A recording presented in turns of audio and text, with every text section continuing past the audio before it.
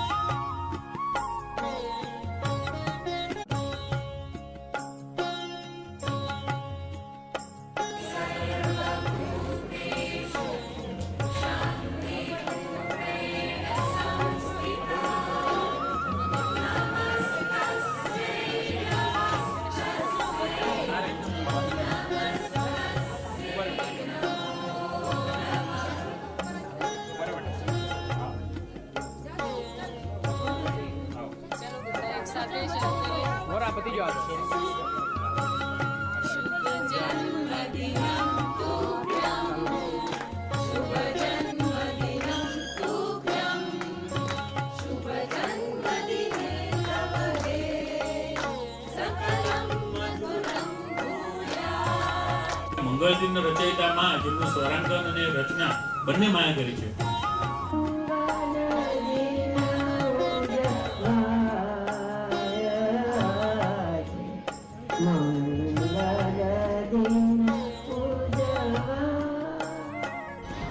સમગ્ર વિશ્વનું મંગળ વિસ્તાર પામે એવી મંગળ અંતસ્ફુરણાથી આ મંગળદિન ગીત કે મંગળાષ્ટકની રચના થઈ.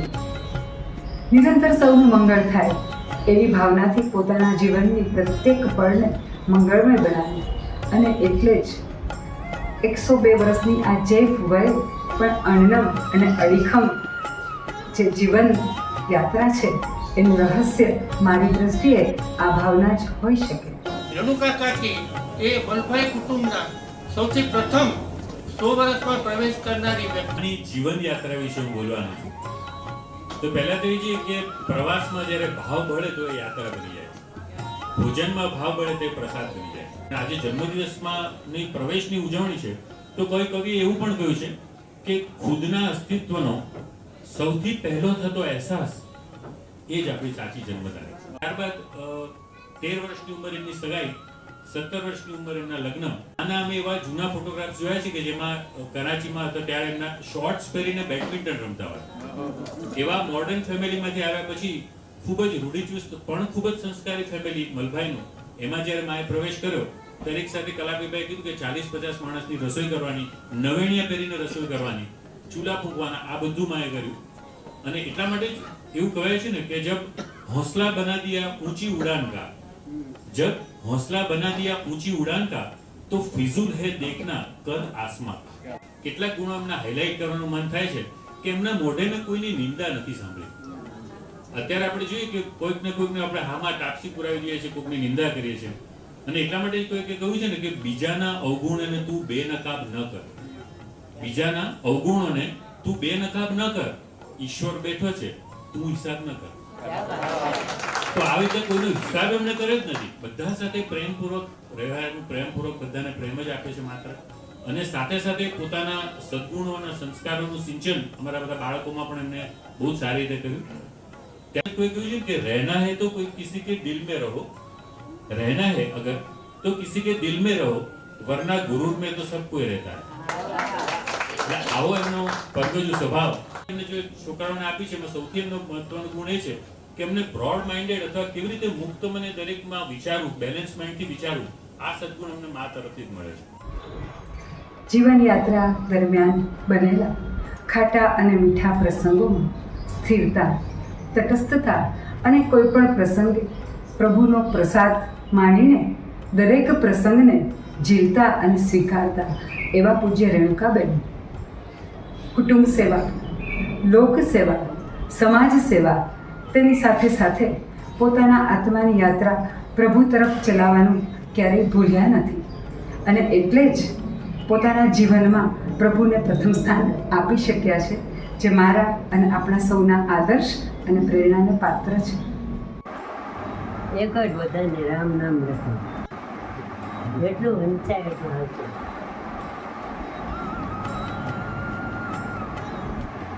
આવો જૂનું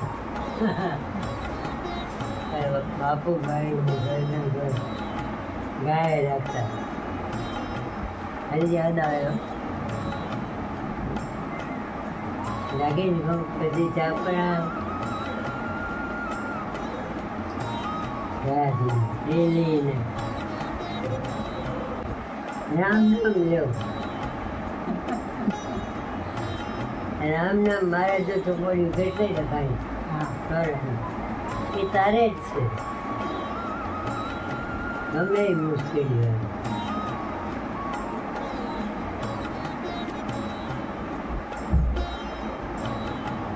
મારા આશીર્વાદ જ છે બધા 6 વર્ષ જીએ બધા હાથ જ લાગ્યા. અપંગ થઈ જઈ તોય મારો હાથ ચાલવો પડે. મને એમ થાય કે અમારે હાથ ચાલવું પડે.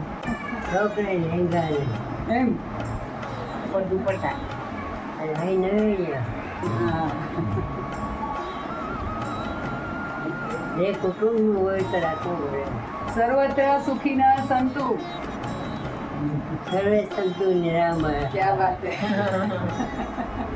સર્વે પોદરાણ સંતો માતા ચિંતા લોક તો બધા મોઢે ઓઢે છે ને. માં અમને ગિફ્ટ આપે છે આ. ગિફ્ટમાં અમારા ઉપર રાજી તો પછી આશીર્વાદ આપવા પડે. આપો.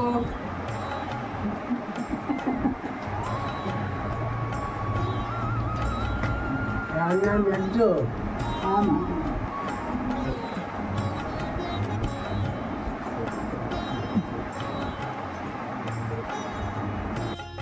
તો આપણે નિહાળ્યું કે જીવનના ઝંઝાવાતની વચ્ચે પોતાની નાવડીને પ્રભુ તરફ, પ્રભુના ચરણોમાં સમર્પિત કરીને નિરખી મને તું હરખ્યા કરે, મારા જીવનનું સાફલ્ય એ આ ઉક્તિ ચરિતાર્થ કરી. અને એટલે જ 102 વર્ષની જૈફ વયે આજે પણ સ્મૃતિપટ પર રામ નામ સહજ છે. રામ નામથી જેમ પાણા તર્યા અને સેતુબંધ બંધાયો એ રામાયણકાલીન પ્રસંગની સ્મૃતિ થઈ આવે, એમ આ ભવસાગર તરવા માટે રામ નામ જ શ્રેષ્ઠ, સરળ અને સચોટ ઉપાય છે એવું પૂજ્ય રેણુકાબેનના માધ્યમથી આપણે જોયું અને સાંભળ્યું. પૂજ્ય શ્રી રેણુકાબેનને આ જીવન ભાવનાને વંદન કરીએ અને સાથે સાથે આપણે સૌ પણ રામ નામ લખવા કટિબદ્ધ થઈએ. તો ફરી મળીશું નવા અનુભવો અને અનુભૂતિ સાથે.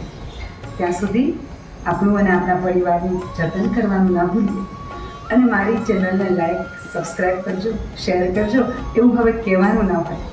તો અત્યારે રજા આપો. આવજો.